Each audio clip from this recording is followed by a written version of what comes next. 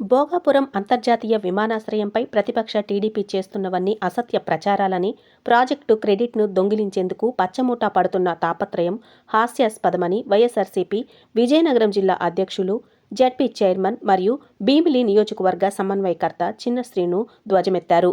మంగళవారం ధర్మపురిలోని తన క్యాంప్ కార్యాలయంలో నిర్వహించిన పత్రికా సమావేశంలో ఆయన మాట్లాడారు. ఎవరికో పుట్టిన పెట్టిన మా బిడ్డ అని చెప్పుకునే పరిస్థితి ఈ ప్రభుత్వాన్ని చెప్పక తప్పదు. ఎందుకంటే మీరు చేస్తున్న గత ప్రభుత్వంలో మేము చేసిన సంక్షేమ కార్యక్రమాలన్నీ కూడా మీరు పేర్లు మార్చి పథకాలు పెట్టారు తప్ప మీరు రైతు భరోసా పెడితే మీరు అన్నదాత సుఖీభావ అన్నారు, మేము అమ్మఒడి అంటే మీరు తల్లికి వందన అన్నారు, లేదు మేము ఆరోగ్యశ్రీ అంటే మా పేరు చెప్తే రాజశేఖర రెడ్డి గారు, జగన్మోహన్ రెడ్డి గారి పేరు గుర్తుకొచ్చి ఆరోగ్యశ్రీని తీసుకొచ్చి మీరు వచ్చి ఎన్టీఆర్ ఆరోగ్యశ్రీ అనేది దానికి ముందు పేర్లు పెట్టుకున్నారు తప్ప మీరు పెట్టిన పథకాలకి లేదా మీరు పేర్లు మార్చడం తప్ప మీరు కొత్తగా ఈ 18 నెలల కాలంగా ఈ విజయనగరం జిల్లా ఇది మీకు అలవాటే. మీ శంకుస్థాపనల గురించి పెద్దగా మేము ప్రత్యేకించి మేము చెప్పాల్సిన అవసరం లేదు. ఈ రాష్ట్ర ప్రజలందరికీ తెలుసు, ముఖ్యంగా ఉత్తరాంధ్ర ప్రజలకు అంతకన్నా బాగా తెలుసు. ఎందుకంటే తోటపల్లి చేసిన మీరు తెల్లవారితే గవర్నమెంట్ తోటపల్లి మీద 4 కిటికీలు వేసేసి ఒక పాలపెట్టి చెప్పి నేనే తోటపల్లి కట్టానని చెప్తారు ఇప్పుడు కూడా మీరు.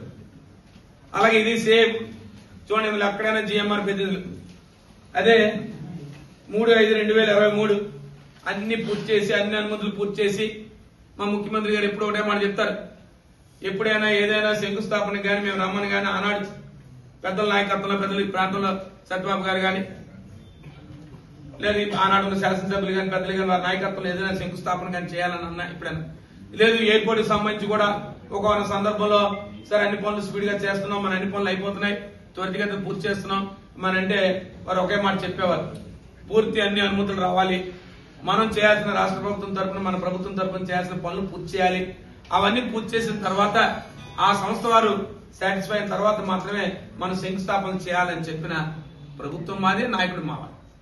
ఏమీ లేకపోయినా ఒక పలకబెట్టి ఒక టెంకాయ కొట్టేద్దాం, దీంతో ఈ పని అంతా మనమే చేసేద్దాం అని చెప్పిన వ్యక్తులు నేను చెప్పక్కర్లేదు, పక్కన ఫోటోలు కనపడతా ఉంది. ఈ రెండింటికి వ్యత్యాసాలు చూపించాను. ఇది 23లో శంకుస్థాపన, 23లో పత్రికా సోదరులు కానీ రాష్ట్రంలో ప్రజలు కానీ ఈ రాష్ట్రంలో పరిస్థితులు కానీ ఆనాడు శంకుస్థాపనకు వచ్చినప్పుడు జరిగిన పరిస్థితులు కానీ మీరు అన్ని చూశారు. దాని తర్వాత కూడా ఒకసారి మేము సందర్శనకి వెళ్ళాం, మీరు కూడా పత్రికా సోదరులు అందరూ వచ్చారు. ఇది మీరు వారు ఏమాట చెప్పారు, లేదు ఇన్ఛార్జ్ మంత్రి గారు నేను వచ్చి ఈ కార్యక్రమాలు చేశారు, చాలా సంతోషం. తాలూకా వర్క్స్ 65%, టాక్సీవే 41%, ఈ టెర్మినల్ బిల్డింగ్ 38.59%, ఏటీసీ 43.94%, అలాగే యాన్సిలరీ బిల్డింగ్స్ ఒక 28.87%. 2019లో వైఎస్ఆర్సీపీ అధికారంలోకి వస్తుంది. ఈ విమానాశ్రయాన్ని ఖచ్చితంగా కట్టి తీరుతాం, ఈ ప్రాంత వాసుల కళ నెరవేరుస్తాను, ఈ ప్రాంత వెనుకబాటుతానని రూపుమాపుతాం అని చెప్పిన జగన్మోహన్ రెడ్డి గారు మీరు ఏదైతే అప్పటికే మీరు అలైన్ చేసి మీరు ఎప్పటికైతే ఫిక్స్ చేశారో దాన్ని యాజిటీజ్గా రైతులను ఒప్పించి కోర్టులో కేసులు విత్డ్రా చేయించి ఆ రోజు కోర్టు దేనికి వెళ్ళారు, మీరు 2013 భూసేకరణ చట్టం ఇప్పటికీ ఇంప్లిమెంటేషన్ వస్తుంది, మీరు అర్ధరాత్రికి పని చేస్తున్నారు, ఇది మంచి విధానం కాదు అని చెప్పి ఒక పక్క రైతులు కోర్టుకు వెళ్ళారు. ఒక పక్క ఆనాడు ప్రతిపక్ష పార్టీగా ఇంత పెద్ద ఎత్తున మీరు భూసేకరణ చేస్తున్నది మంచి విధానం కాదు అని చెప్పి వారు రైతుల తరపున చేస్తే మీరు రైతులను వచ్చి ఈ 2000 ఎకరాలు ఉంచారు, బడాబాబుల్ని పెద్దల్ని మీకున్న రియల్ ఎస్టేట్ సంస్థల్ని పక్కతో పంపించారు.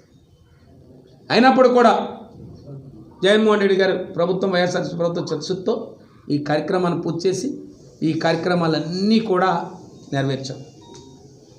ఎక్కడా కూడా వెనక్కి వెళ్లకుండా ఎంత ఖర్చైనా ఈ ప్రాంతం అభివృద్ధి చెందాలని ఒక చర్చతో వారు ఇన్ని కార్యక్రమాలు చేశారు.